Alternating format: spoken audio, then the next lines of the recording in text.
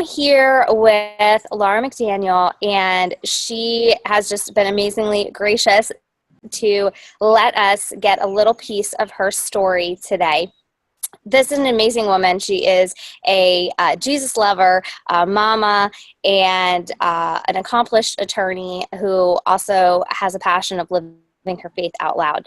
She is a cancer survivor, and specifically today we really want to dive a little bit into her story on her cancer diagnosis and what that kind of meant for her life and how she's overcome that and what she's done to kind of move past that and what happened during her diagnosis. What a pleasure and a privilege it is to be speaking with you this morning, Amy. And I just want to say bonjour, which means hello from Haiti.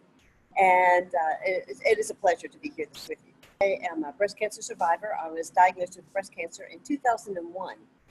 And as a result of that, became very heightened awareness of just cancer issues, even though there was no breast cancer previously in my family. But through this, talking to a friend at work suggested that I also start going regularly to a dermatologist. Just so happened that there was a dermatologist that went to my church, and he was also highly recommended. So I started going to his office once a year for the annual check on moles. And for many years, everything was fine. There were no problems. And he also was very happy that I was going and being proactive about this. Of course. And not waiting until issues occurred. Yep. On that visit where you ended up getting a diagnosis for melanoma, did you go in with a concern on a specific mole that you had, or was this just your annual, hey, check me over? It was actually both and. And so this occurred in April of 2013, so 5 years ago. It was time for my annual exam, but there was also a mole on my leg that I had been looking at for a few months and just thinking, there's something different about that. I couldn't really discern why. And it had been there for a while, but for whatever reason, it was on my radar screen. So I go in to do the annual checkup, and I pointed it to the dermatologist's attention and said, would you just take a look at this one particularly? And he looked at it and he said, no, this is fine. There's no problem with this one. Oh, okay. So he continued the mapping and said, no, everything looks fine. I don't see any new issues. I don't see any problems. I think you're fine. Clean bill of health. And I said, well, just humor me. Would you go ahead and take this mole off, the one on my leg? And he said, why? It's fine. I don't see any evidence of any cancer. And I said, I understand that, but there's just something, a voice inside of me just saying, let's just do this. And he said, well, your money, go ahead. Right. Thanks. So he did. And 3 days later, I got a call from his office saying the doctor wants to talk to you. And which is very unusual because usually if there's a clean bill of health, the nurse just says, oh yeah, everything's fine. And come back and we'll get your stitches out. Right. So sure enough, he got on the phone and he said, it is melanoma. And my heart stopped beating for a second.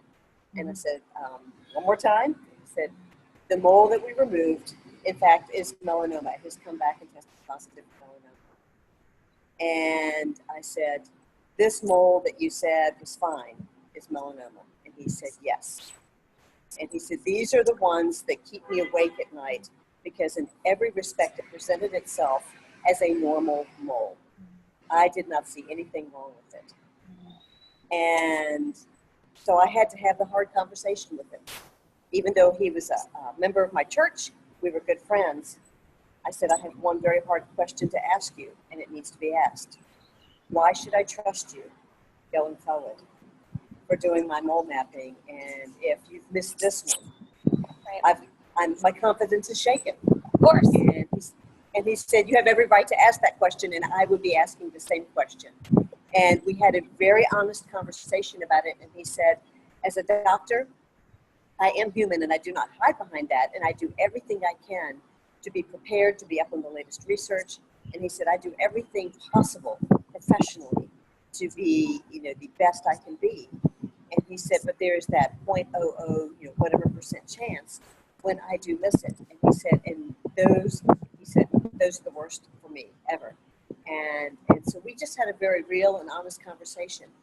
He continues to be my dermatologist. I continue to have confidence in him because I appreciated his honesty in replying, the way he did. But the bottom line is he still missed it. Yes, and we have this vision sometimes, or this idea that doctors are perfect, right? And it's like they're humans too. And so one of the messages that I want to get out to people, it's not that don't trust your doctor and think they're always wrong. You can trust your doctor and have a good relationship and still say, I want a second opinion, or I still want to move forward with this, because ultimately it's our bodies, right? So they are doing the best they can. Certainly a doctor does not become a doctor because they want to hurt people, right? They want to help people, and they're doing their best. But everybody can make a mistake. And when it comes to a mole, something that you said really struck me when you said that, basically your dermatologist has said, well, it's your money. People tend to think like, oh, it's an extra $100 or $200 to get this mole removed. And I always go back to, what is my money better well spent on? If it's just a matter of money, and I'm not trying to downplay that. I know that could be a lot of money to somebody.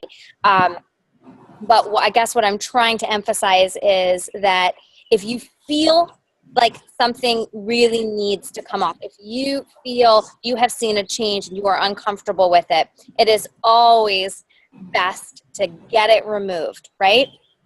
And Absolutely. and to not let somebody else's opinion conflict with what your gut is telling you. So I just really urge people, pay attention to that inner voice inside of you. It's there for a reason. That's right. Yes. No, I love that. Thank you so much. I never leave home without slathering up in sunscreen. I don't care if it's winter and 30 degrees. I don't care if it's sunny or rainy. I am, as a matter of discipline every day, slathering up in my SPF. And especially, in Haiti, I'm carrying my SPF with me and continuing to just douse myself. And wear protective clothing, wear appropriate and things like that, hats and such. But that's number one. And number two, just the regular annual checkups with my dermatologist, very important to continue that mapping, Yes. And then if there's anything that I'm aware of, I'll just call them in between and say, hey, just take a look at this. And that did happen about a year later. There was another mole that I sort of got a gut feel on and said, would you take this one off? Turned out to be nothing, but I was glad, because then I could just be at ease and go, Yes.